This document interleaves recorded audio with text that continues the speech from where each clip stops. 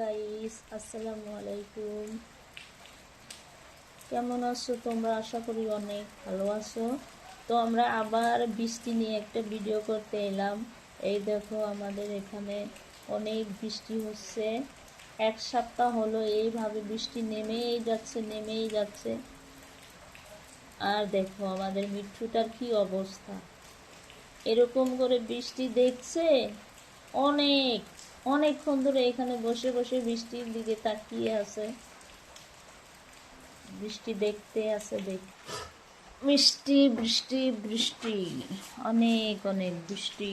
Mithu, Mithu, Mithu,